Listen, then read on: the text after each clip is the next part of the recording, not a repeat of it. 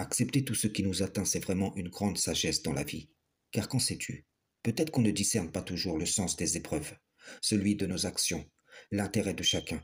Peut-être qu'on veut donner des raisons contraires à cette réalité, qu'Allah éprouve ce qui est dans nos poitrines, afin de faire apparaître de nos nouvelles. Et donc, si tu inclines ton cœur vers un côté ou l'autre, quand le bien ou le mal t'atteint, c'est le moyen pour toi de prouver ta reconnaissance ou ton ingratitude. Réfléchis, il est écrit, Sourate 89, versets 15 à 20. Quant à l'homme, lorsque son Seigneur l'éprouve en l'honorant et en le comblant de bienfaits, il dit, Mon Seigneur m'a honoré. Mais par contre, quand il l'éprouve en lui restreignant sa subsistance, il dit, Mon Seigneur m'a avili. Mais non, c'est vous plutôt qui n'êtes pas généreux envers les orphelins, qui ne vous incitez pas mutuellement à nourrir le pauvre, qui dévorez l'héritage avec une avidité vorace et aimez les richesses d'un amour sans borne.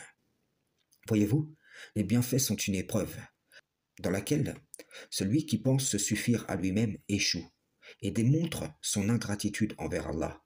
Il n'apprend pas la leçon que pour atteindre la vraie piété, il faut dépenser dans l'obéissance à Allah, faire largesse de ce qu'on chérit.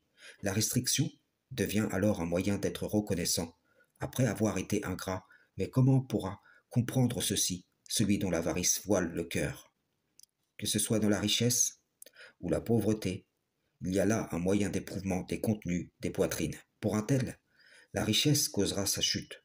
Pour un autre, la pauvreté servira à son relèvement. Un tel sera riche toute sa vie. Un autre, pauvre toute sa vie. Un tel passera de la richesse à la pauvreté. Et un autre, de la pauvreté à la richesse.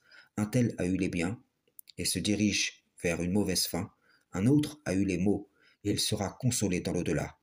N'est donc pas d'aversion envers ce que le Créateur peut donner à d'autres et retenir pour toi. Aie confiance et laisse les traces de ta reconnaissance partout où tu passes. Sourate 89. Ne l'avons-nous pas guidé aux deux voies? Or, il ne s'engage pas dans la voie difficile. Et qui te dira ce qu'est la voie difficile? C'est délier un joug, ou nourrir en un jour de famine un orphelin proche parent, ou un pauvre dans le dénuement, et c'est être en outre de ceux qui croient, et s'enjoignent mutuellement l'endurance, et s'enjoignent mutuellement la miséricorde. Ceux-là sont les gens de la droite, alors que ceux qui ne croient pas en nos versets sont les gens de la gauche, le feu se refermera sur eux.